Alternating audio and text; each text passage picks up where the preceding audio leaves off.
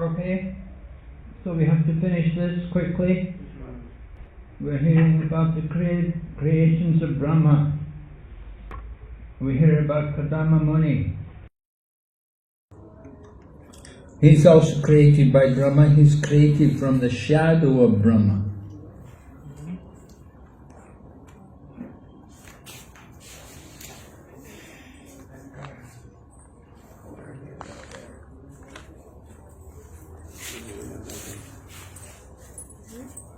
It's colder here than out there. Yeah.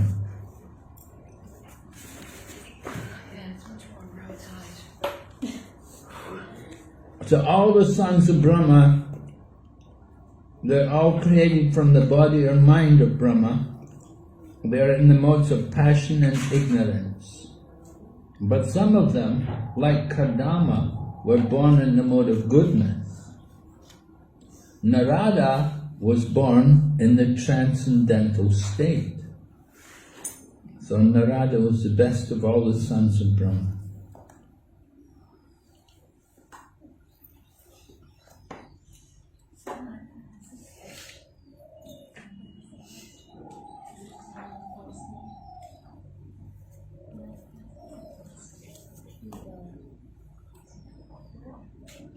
Now we have the daughter.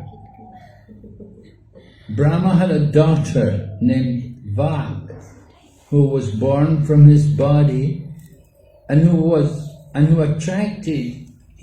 she attracted the mind of Lord Brahma towards sex, although she was not sexually inclined towards him.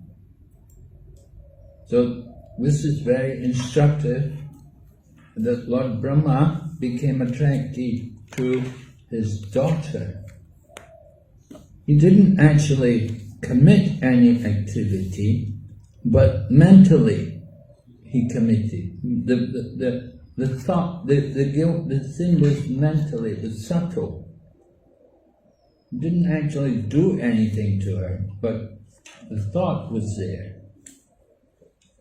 So Prabhupada quotes Chanakya Pandit, well, Bhagavatam, 9th canto, never be alone with a woman, can become overwhelmed. Should not be alone with the mother, the sister, or the daughter.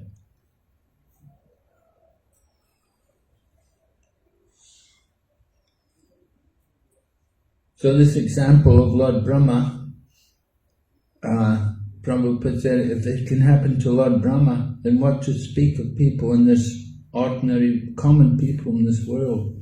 How easy it is for them to be also influenced by sexual desire. So therefore it must be very careful.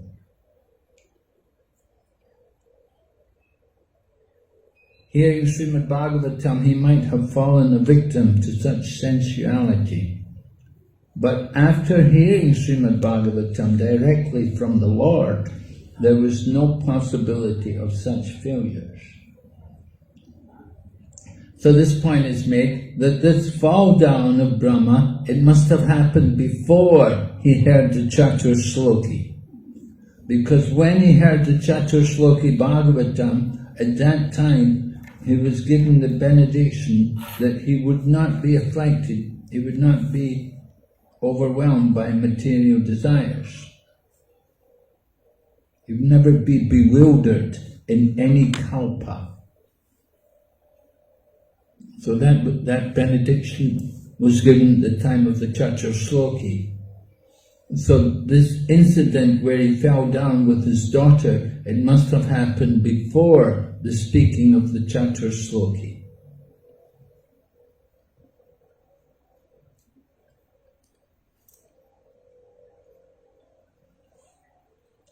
So Prabhupada stresses we take this matter very serious. Human being is a social animal. Unrestricted mixing leads to downfall. Social freedom of men and women, especially among the younger section, is a great stumbling block. Material bondage is due to sexual bondage. Maitreya cited this example on the part of Brahma just to bring to our notice this great danger. So how these family members react to this, the sons of Brahma? They see their father deluded in an act of immorality, so they're shocked. Marichi, one of the sons of Brahma, they're surprised to see, they're disappointed. How would you think you see your father, behaving like that? It's not very nice, is it? So Prabhupada said Brahma wanted to warn his subordinates about human frailties in their dealings with women. This is always very dangerous for persons who are on the path of self-realization.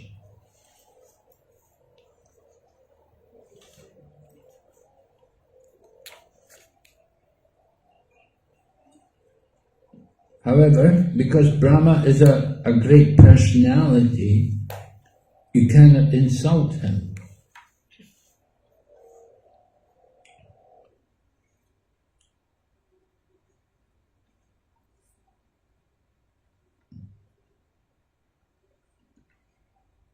You can see here, the brothers, the sons of Brahma say, you are the supreme being in the universe. So how is it that you want to have sex with your daughter and cannot control your desire? So there are many Brahmas. We're just hearing about one. So Brahma must be ideal in behavior. He's supposed to be the most pious and spiritually elevated.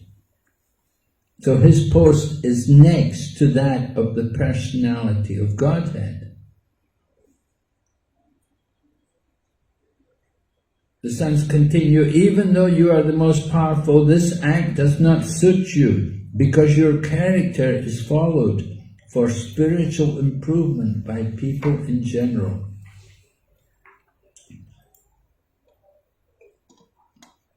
So he is the spiritual master. His behavior and character should be so ideal that people will follow. Therefore, he should not have acted as he did. Let us offer our respectful obeisances unto the Supreme Lord by his own effulgence who has manifested. May he also protect religion for all goodness. So Brahma could not be dissuaded from his determination in spite of the appeal by great sons like Marichi. Therefore the great sons began to pray to the Supreme Lord for the good sense of Brahma. It is only by the grace of the Lord that one can be protected from the allurement of lusty desire. The Lord gives protection to a devotee who is always engaged in his service. Therefore sages like Marichi prayed for the mercy of the Lord, and their prayer was fruitful. Brahma, seeing all the Prajapati sons speaking in this way, became very much ashamed, and at once gave up the body he had accepted. He gave up his body. Later that body appeared in all directions as a dangerous fog in darkness. What do you think? Was it proper for him to give up the body? Yeah. Of course, Junior Haridas, when he was rejected by Lord Chaitanya Mahaprabhu, he also gave up his body. And it says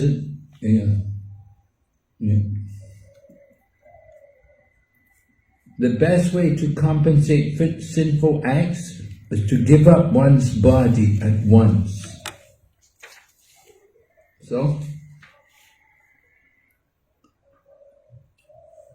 what do you think in our Krishna consciousness movement?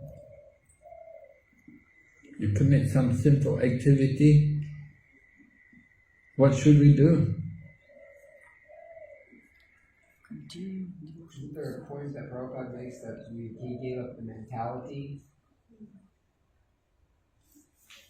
Brahma gave up his subtle body, right? He has a subtle body. The body of Brahma is subtle. Brahma has a fabulous duration of life. He was obliged to give up his body due to his grievous sin, even though he had merely contemplated it in his mind without having actually done it. This is a lesson for the living entity, showing how sinful an act it is to indulge in unrestricted sex life. Even to think of abominable sex life is sinful. One's duration of life, blessings, opulence are decreased by sinful acts. And the most dangerous type of sinful act is unrestricted sex. Ignorance is the cause of sinful life. Sinful life is the cause of gross ignorance.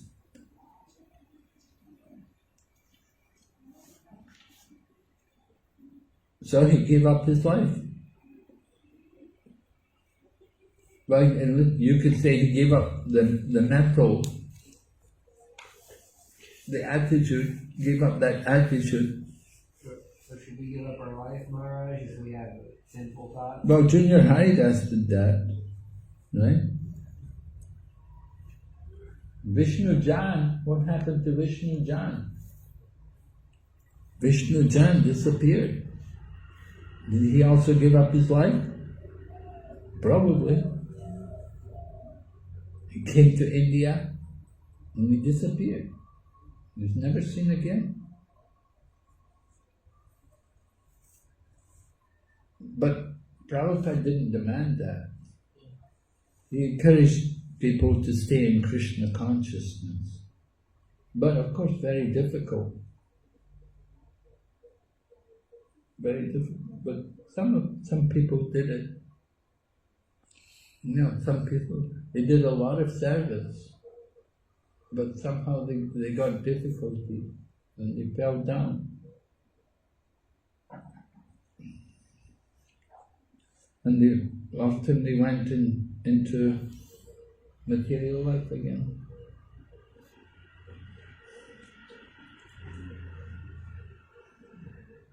So anyway, this example is there. Prabhupada encouraged them to stay in Krishna consciousness, but, well, the example is there about Gajendra, in Gajendra Moksha. Talks about Gajendra fighting the crocodile. But Gajendra was getting weaker and weaker because he was not at home. He was not properly situated. He was in the water. They were in the lake. The crocodile was in his home, in the lake. So crocodile was getting stronger, but the elephant was getting weaker. So Prabhupada says, when one is properly situated in Krishna consciousness, then you get stronger as you go on. But if you're not properly situated, then you can get weaker and weaker, and you can lose your enthusiasm, become weaker and weaker. So that happened to Gajendra. So Prabhupada says, like a devotee must understand what is their proper situation, where do they need to be situated. If they try to be a renunciate when they're not able to do it, they'll get weaker and weaker. But if they're properly situated in householder life, they can be nicely engaged in Krishna consciousness. So sometimes it works like that. It's sometimes helpful for a devotee to accept and to move into the Grihastha ashram and have that responsibility with the family, and he can satisfy his material desires in the same way in family life. But we cannot do that so easily in the renounced life.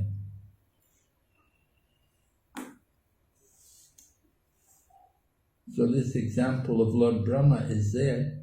The Lord Brahma couldn't give up the desire, and that's why he gave up his body.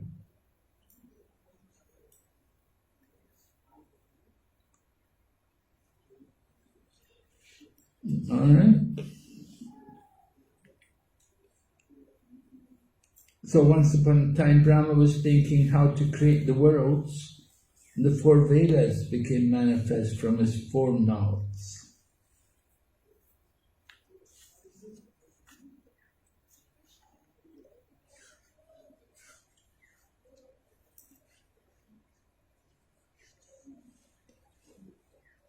Prabhupada, it was never expected that a great personality like Brahma would ever think of sex indulgence with his daughter. The example shown by Brahma only suggests that the power of material nature is so strong that it can act upon everyone, even Brahma. Brahma was saved by the mercy of the Lord with a little punishment, but by the grace of the Lord he did not lose his prestige as the great Brahma.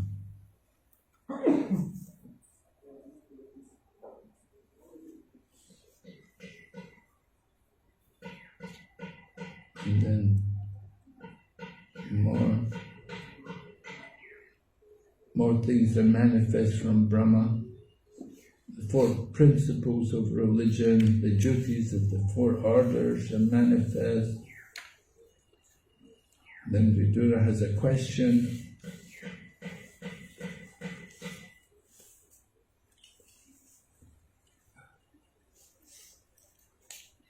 How and with whose help did Brahma establish the Vedic knowledge which emanated from his mouth?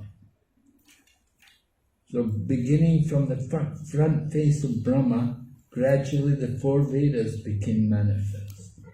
And Vedic hymns were pronounced.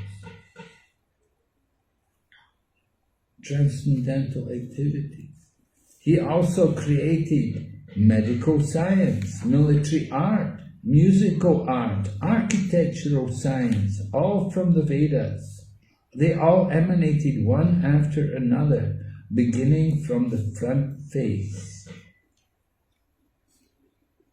So these are all branches of the Vedas, Ayurveda and these things.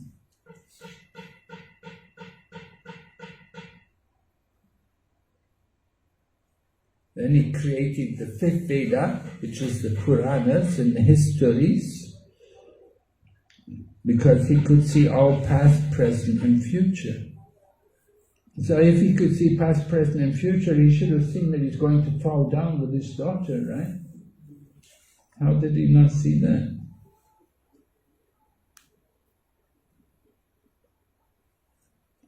Different varieties of sacrifice became manifest from the mouth.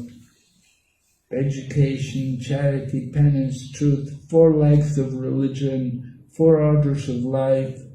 Brahma created all these in systematic order. The different ashrams and the different functions which they each have to do.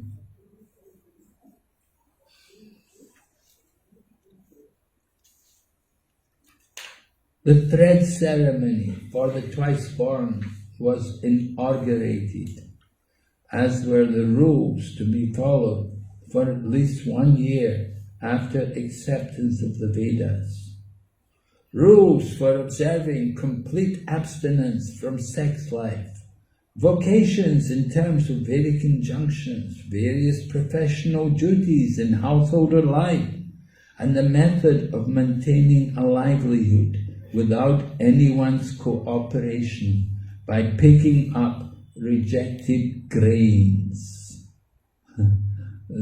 Kind of difficult, right?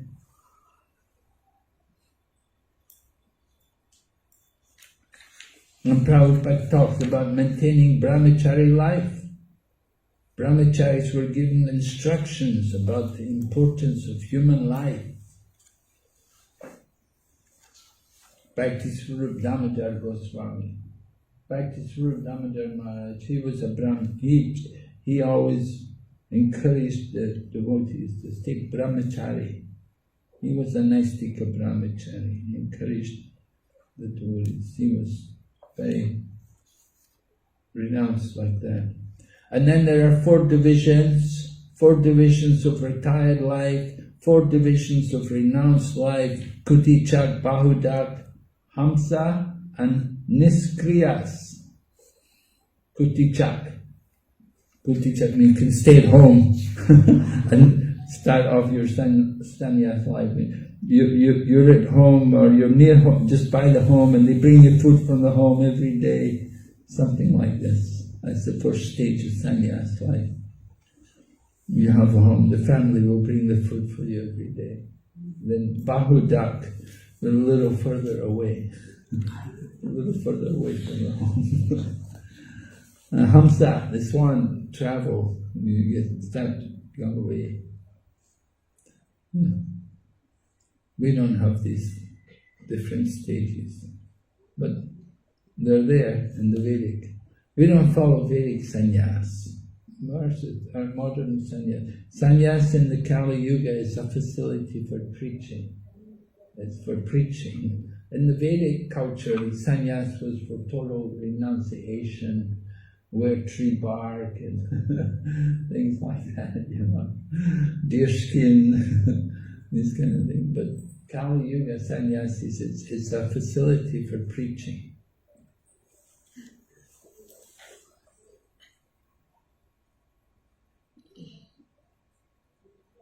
And then here, more things are manifest from Brahma. The prana of Omkara was manifest from his heart.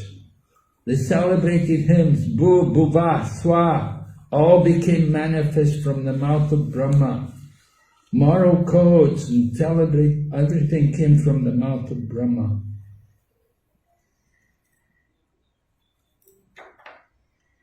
Gayatri was generated from the skin. Or the Vedic hymn, Gayatri, was generated from the skin.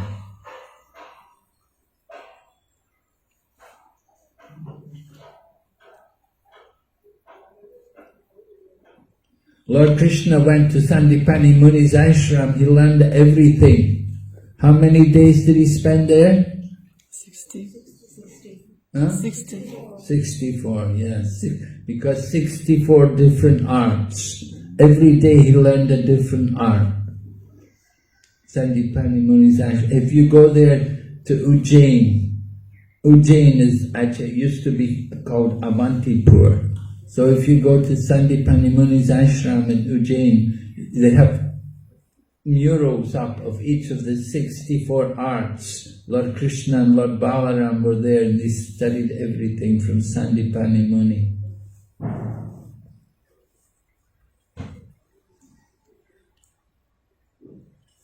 So here also, writing, the art of writing verse became manifest from the bone marrow. And another type of verse was generated from the life breath of the Lord of the living entities. Then Brahma's soul was manifested as the touch alphabet. His body as the vowels, his senses as the sibilants, his strength as the intermediate alphabet, and his sensual activities as the 7 notes of music. The 7 notes of music. Sarigama.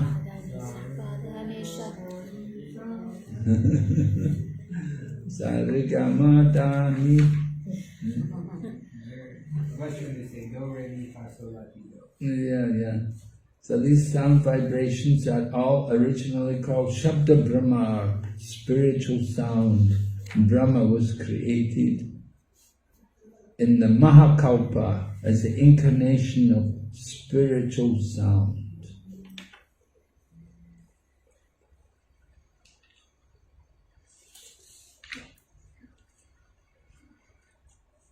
Brahma is the personal representation of the Supreme Personality of Godhead. Is therefore above the conception of manifested and unmanifested. Brahma is the complete form of the Absolute Truth and is invested with multifarious energies. It's offered, this post of Brahma is offered to the most perfect personality of the universe. And sometimes there's no one qualified, then the Lord has to take that position himself.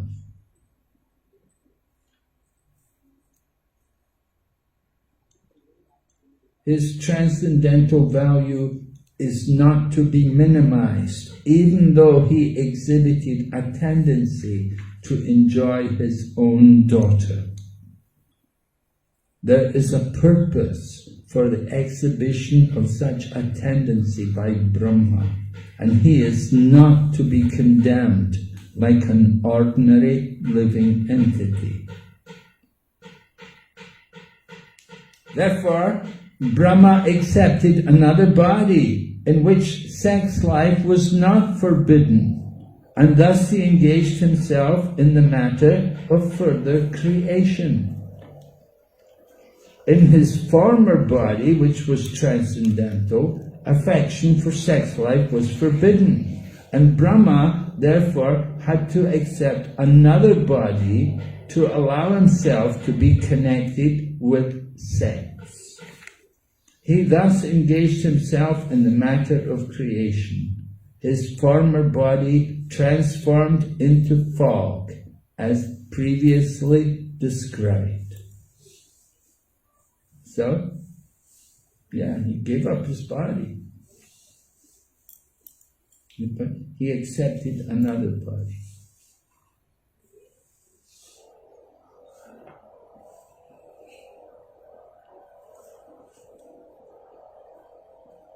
So Brahma is still worried about populating the universe, and he saw there was no sufficient increase in population. He began to consider how the population could be increased. He thought, in spite of my being scattered all over, there is still insufficient population throughout the universe. There is no other cause for this misfortune but destiny. So while he was absorbed in contemplation and was observing the supernatural power, two other forms were generated from his body. They are still celebrated as the body of Brahma. So two bodies came out from the body of Brahma. One had a moustache and the other had swollen breasts. No one can explain the source of their manifestation, and therefore until today they are known as the Kayam, or the body of Brahma, with no indication of their relationship as his son or daughter. Right? Who are they? Yeah, the two newly separated bodies united together in a sexual relationship. They came from the body of Brahma. Brahma had that sex desire, so it was manifest through them. And so, out of them, one had the male form, Manu, Swayambhuva, and the woman was Shatarupa, the queen of the great soul, Manu. And together they had 5 children. They increased the population. By sex indulgence, they increased generations of population, one after another. Everything actually came from them. They get the credit. They produced a lot of children. Their children went on to produce many children. First of all, 2 sons, 2 great sons, Priyavrat and Uttanapad. Priyavrat's told about in the 5th canto, and Uttanapad's in the 4th canto. And 3 daughters, Akuti, Devahuti and Prashuti. Devahuti, she's the wife of Kardama Muni. So they had Kapila, Lord Kapila as their son, and they also had 9 daughters. And 9 daughters were given to the 9 great sages. And Prashuti, she gets married to Daksha, and Daksha is very expert in producing progeny, all different kinds of progeny. Many sons, first of all, sons, and then later on became daughters, because Narada Muni would take the sons away, get them all to renounce the world, not to go home. And so Daksha thought, what's the good of sons? Better have daughters. Then Narada Muni won't take them away from home. And Akuti, she got married to the sage Ruchi. from them all the world filled with population. All the different species of life like that all came about. So the history of the creation of the population of the universe is given here. So Brahma is the grandfather, and the personality of Godhead, he is the great-grandfather. And Prabhupada quotes Bhagavad Gita.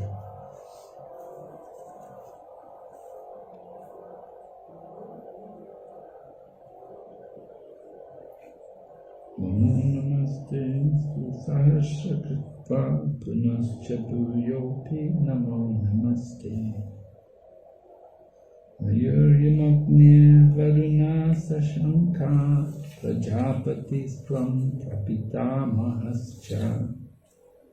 Namo namaste stu sahasrakritva punaschaturyopi namo namaste. No, okay. So this is the creation of the Kumaras. We finished the chapter. Any questions? Let me see, what did we cover here? This unit, we began divisions of the creation. Oh, we had Brahma's prayers for creative energy, number 9. Brahma's prayers for creative energy. We heard about them first of all. Brahma was praying to be empowered to do the work of creation. And then chapter 10 goes on. We heard about the divisions of the creation. Initially 3, then it became 14. And we heard the creations, there were 6 creations natural, 3 creations by Brahma, and then the 10th creation, the demigods. And then chapter 11 was calculation of time from the atom.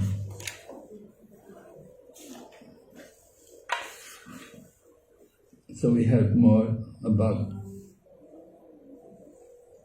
the measurement of time and the nature of time and how time is under the control of Lord Krishna. It is supreme, but it's under the control of Krishna.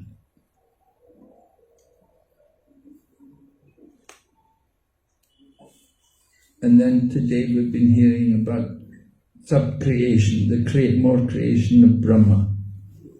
We heard first of all he created the 4 Kumaras who didn't like to help to populate the universe. And then the result was Rudra appeared, and Rudra wasn't doing anything very helpful for the creation either. People who were very angry and very passionate. So they were asked to go to the forest. And then after the creation of Rudra, then you had the 10 great sages. And then after that, then we had, after the 10 sages were created, Narada Muni, he's the 10th of the great sages. And finally Manu and Satarupa, right. So Manu and Satarupa, they're really the ones who are going to give the boost to the creation, and they were born from the body of Brahma. So we can see that the sex desire of Brahma actually helped to fulfill the plan of the Lord to populate, to produce a progeny for the living entities to take birth in the material world. That they came, and from them, from their children, then so many other different living entities all took their birth. So in this way the creation is being described, and we're hearing about the Manus. Vidura wanted to hear about the Manvantaras. So the first Manu is being introduced, Vaibhava Manu, he's appeared. And we'll hear what happens to him. That's the next chapter. So the next unit goes on with Varaha Avatar. the appearance of Lord Varaha. Because Swayambhuva Manu and Satarupa, they say the earth has fallen into the bottom of the universe. And so they want the earth should be picked up and put back in position. So that is arranged. Lord Varaha does that. And Lord Varaha appears through the nose of Brahma. So that's all chapter 13. That's the chapter they're on in the morning. If you go to class in the morning, they're on chapter 13. Alright? Any questions? What about essays? Are you supposed to write essay on this? Yeah. Really? We're already writing it. Huh? We're already writing it. Alright. You're already writing it? You got the questions? Yeah. Okay.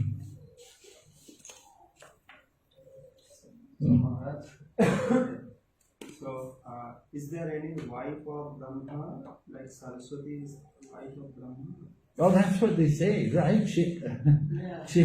And there was even the other wife also, Gayatri was also the wife, right? Yeah. But he doesn't have any project like children with Saraswati and Gayatri, no? Mm-hmm. He doesn't have any like Saraswati has any children or Gayatri has any children. Well, I've never heard. We don't hear about the marriage of Brahma, but certainly the wife was there, right? We know here the wife, and they say Gayatri got cursed, right? Your mantra would never be chanted aloud. The Saraswati, when she came, because she was late for the function, if you go to Puskar, when we go to Puskar on Parikrama, then we tell that pastime about Lord Brahma, that Brahma can only be worshipped at Puskar. And the reason was they got cursed by his wife, Saraswati, because he was doing a yagya and the wife was late. And it came time, the auspicious time for the yagya came, and the wife still hadn't come. And she said, I'm coming, just now coming, and she didn't come.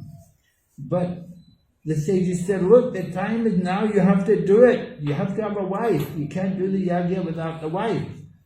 So they said, here's your guru, take this one. And her name was Gai. They passed her through the cow.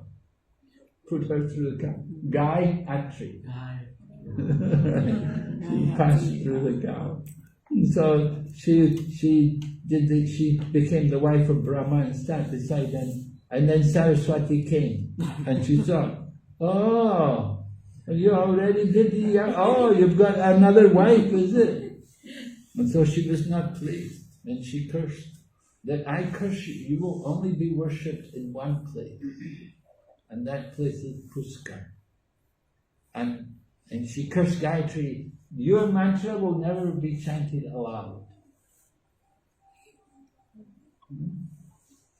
So, but I've never heard about children. Brahma, Saraswati, did they have any? Saraswati was also created by Brahma, and then they were somehow married.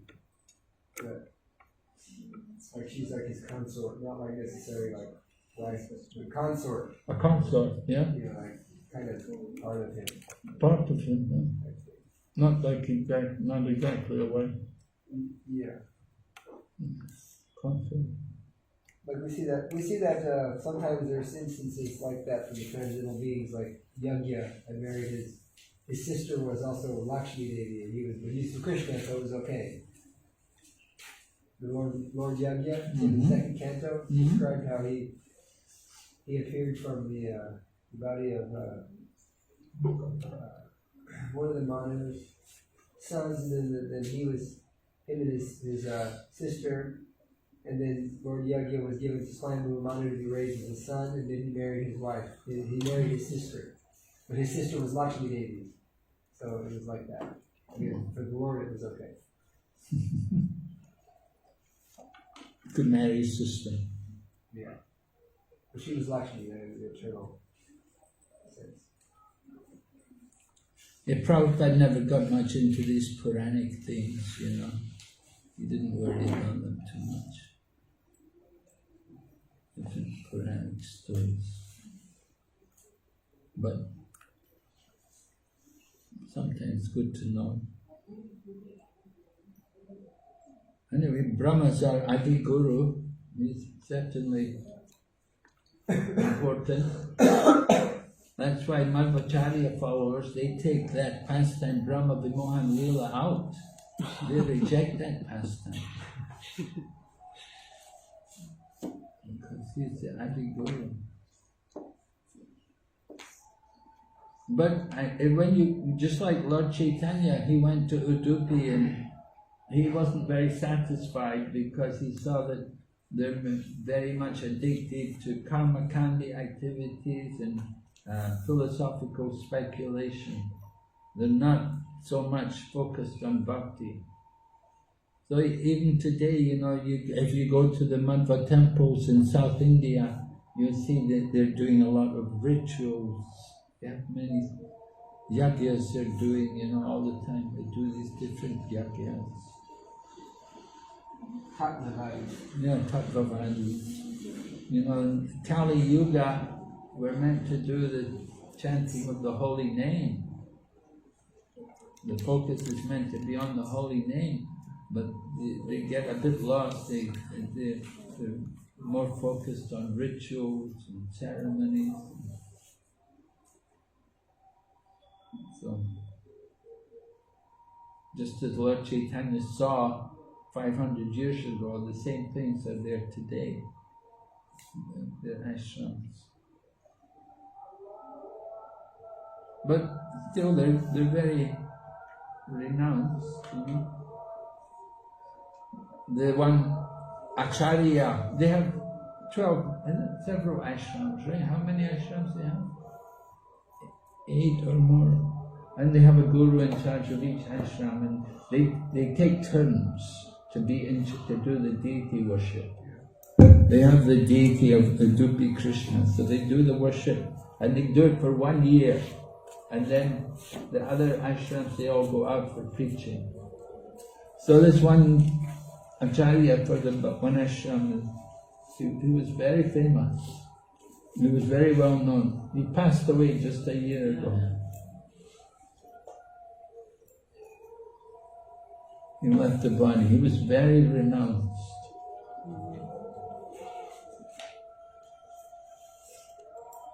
They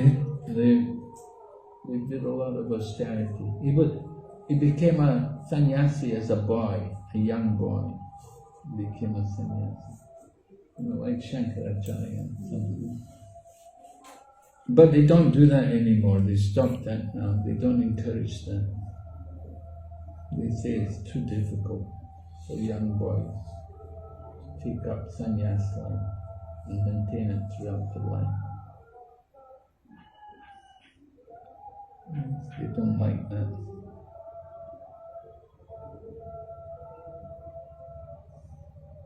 But they still teach a lot of Sanskrit.